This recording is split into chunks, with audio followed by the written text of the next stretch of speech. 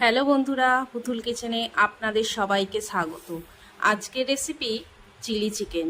চিকেনটা ভালো করে পরিষ্কার করে ধুয়ে জল ঝরিয়ে একটা পাত্রে নিয়ে নিয়েছি। আর নিয়েছি কাঁচা লঙ্কা বাটা, আদা বাটা, রসুন বাটা। এদিকে ক্যাপসিকাম, পেঁয়াজ, টমেটোটা এইভাবে ধুয়ে কেটে নিয়েছি।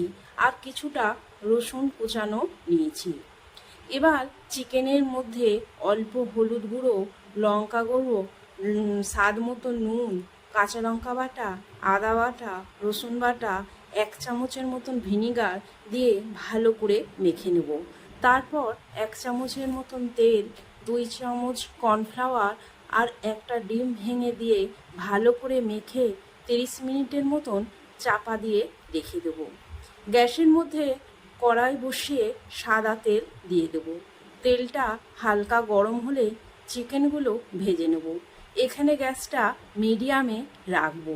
চিকেনগুলো সব এইভাবে ভেজে তুলে নেব।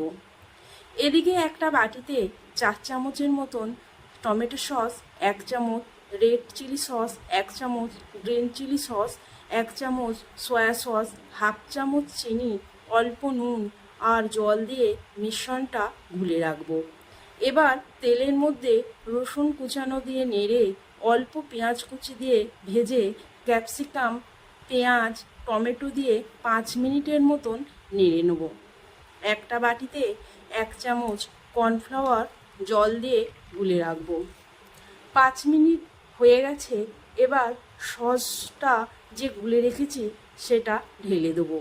সেটা দিয়ে ভালো করে নেড়ে আরেকটু বাটি ধোয়া জল এর মধ্যে মিশিয়ে দেবো। তারপর কটা কাঁচা লঙ্কা চেরা আর একটু গোলমরিচ গুঁড়ো দিয়ে চিকেন ভাজাগুলো দিয়ে নেড়ে ভালো করে মিশিয়ে কর্নফ্লাওয়ার দিয়ে নেড়ে নামিয়ে দেব। যদি আমার এই রেসিপিটা আপনাদের ভালো লাগে তাহলে লাইক, কমেন্ট ও শেয়ার করে দেবেন। সাবস্ক্রাইব করতে ভুলবেন না। ধন্যবাদ বন্ধুরা।